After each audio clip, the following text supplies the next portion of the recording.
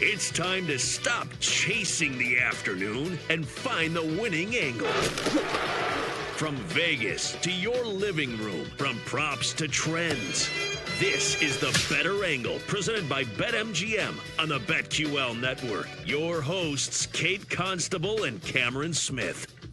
Welcome into the Bettor Angle here on the BetQL Network. I am Kate Constable, joined today by Paul Aspen, filling in for Cam Smith, who's out today. Paul, we have a very exciting show because there's plenty to talk about with the Final Four for both the men's and the women's happening this weekend. Final Four Saturday, one of the best Saturdays of the year. We get to we've got squares to hit, perhaps, but plenty of bets, plenty of angles, and a marquee guest to start it all off. We do. So let's get things rolling here. Tom Crean, former head coach at Georgia, Indiana, and Marquette, where he took the Golden Eagles to a Final Four, is joining us now. Coach, thanks so much for taking the time to jump on with us.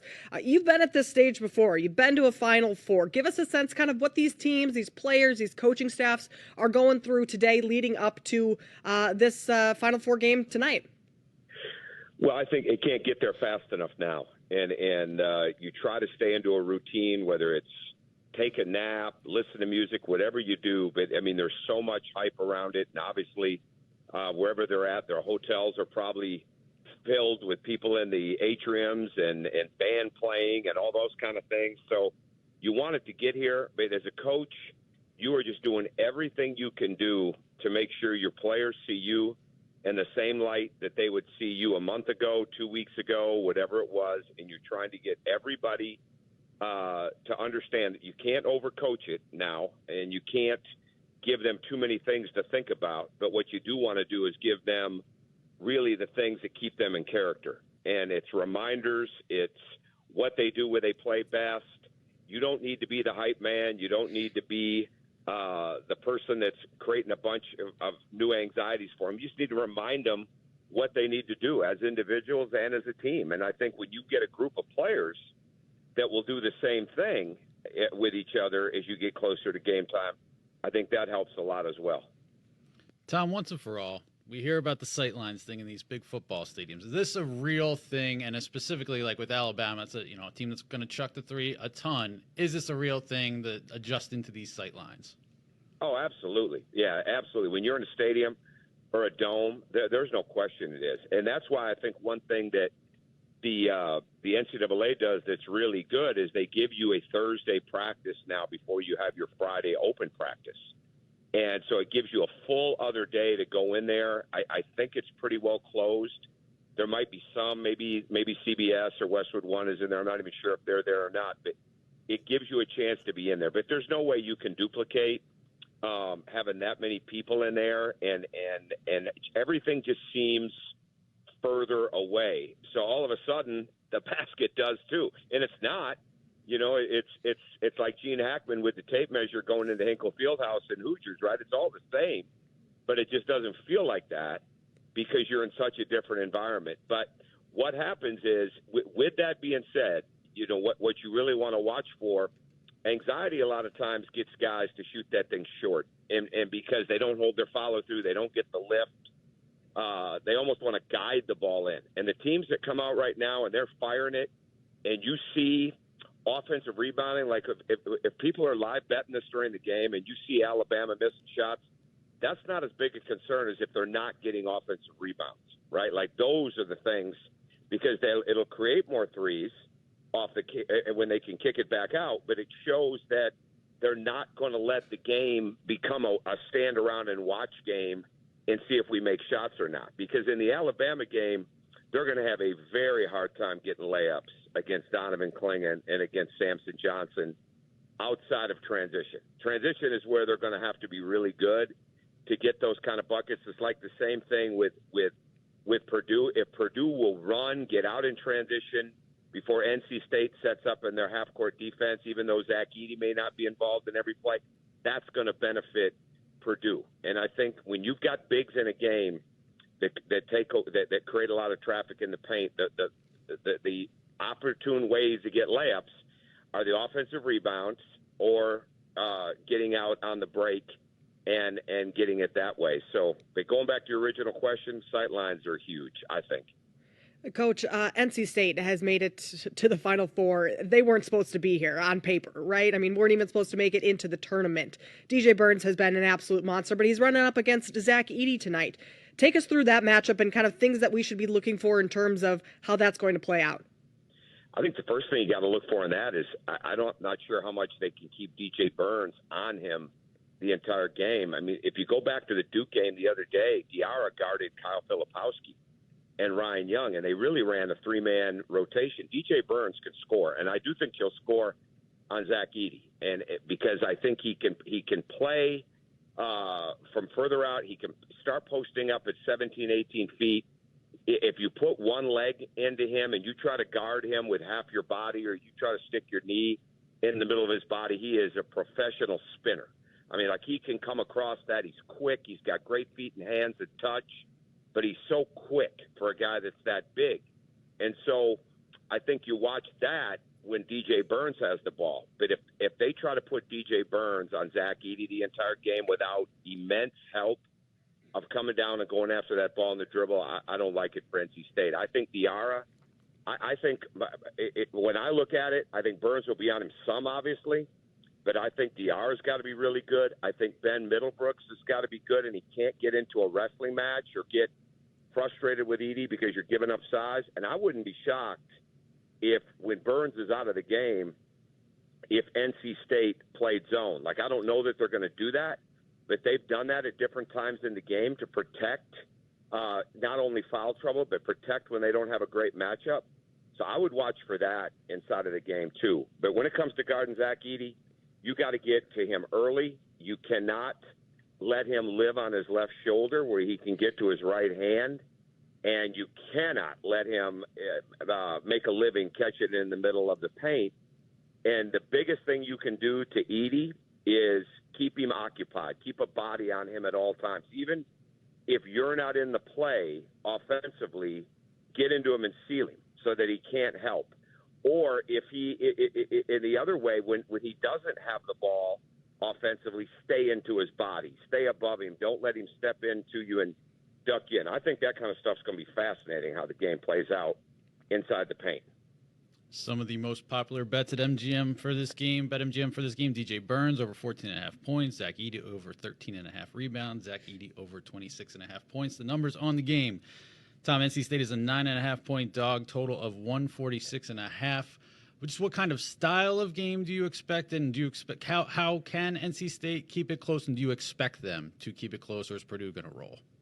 Yeah, I think they will, and I think two of the referees are primary Big 12 guys. One's more Pac-12, and in that game, I think if they referee it like the Big 12, the Big 12 is a very, very aggressive league, that they don't waste a lot of the one thing that I think stands out about the Big 12 is that they'll let you fight and battle until you try to get an advantage, and so they'll let you hit. They'll let you bounce off one another. Like, I think, trying to take charges on Zach Edey that's not going to work. Or, bottom line, just trying to play one-on-one, yeah, that'll work to a degree, but it won't work nearly as much because you're not going to be able to guard Edey. He gets 9.5 fouls a game. And I'm sure most people on your network know that, the way he draws fouls. I mean, he's an unbelievable foul shooter. So when you've got a guy that's 7'4", whatever he is now, and you bring him up to the front of the press break when you're trying to put a game away to get him fouled, that says a lot about his touch. So I think that is going to be really, really interesting. NC State can't waste fouls. They've got to do a really good job of keeping them out of the bonus as long as they can, because they have so many other good free throw shooters. I would really watch for that. If it's all of a sudden a foul fest and NC State has put Purdue in the bonus somewhere around the 12-minute mark, 10-minute mark, 9-minute mark of each half, that is not going to bode well for NC State. But I do like the officiating for that game.